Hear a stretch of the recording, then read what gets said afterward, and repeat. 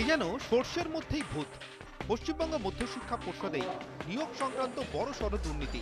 প্রায় ৩ দশক নাম ভাঁড়িয়ে চাকরির অভিযোগ ওঠে পর্ষদেরই সহসচিব স্বপন সরকারের বিরুদ্ধে। স্বপন সরকারের আসল নাম গৌতম সরকার বলে জানা যায়।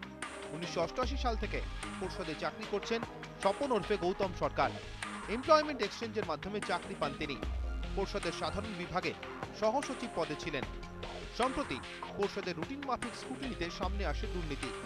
গৌতম সরকারের দাদার নাম স্বপন সরকার। বাবা মারা যাওয়ার পর তিনি পরিবহন দপ্তরে চাকরি পান। নাম লেখানো থাকায় এমপ্লয়মেন্ট এক্সচেঞ্জ থেকেও ডাক পান স্বপন সরকার। দাদার নামে ইন্টারভিউ দেন গৌতম সরকার।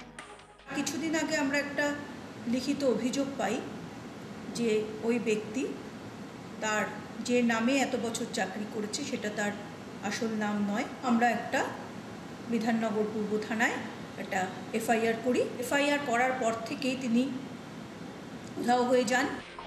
সম্প্রতি অভিযুক্ত স্বপন ওরফে গৌতম সরকারের কাজে সন্দেহ বাড়ে পর্ষদ কর্মীদের। পর্ষদেরই এক কর্মী প্রথমে পর্ষদকে বিষয়টি জানান।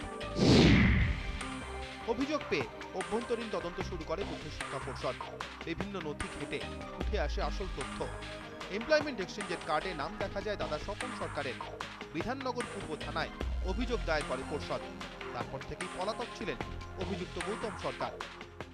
7 এপ্রিলে আমরা একটা কমপ্লেন পাই। প্রিলিমিনারি যেটা পেয়েছি ও মনে হয় অন্য কেউ লোক আছে ওই অন্য কোনো অফিসে চাকরি করে, সে তার ডিটেল আরও ইনভেস্টিগেশনে যখন ওকে আমরা রিমান্ডে নেব তখন জানা যাবে।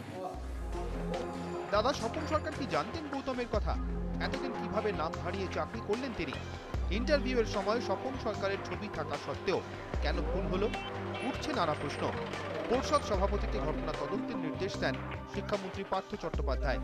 এই ঘটনা থেকে শিক্ষা নিয়ে কর্মরত প্রত্যেক কর্মচারীর ব্যক্তিগত তথ্য পুলিশ ভেরিফিকেশনের সিদ্ধান্ত নেন পর্ষদ সভাপতি।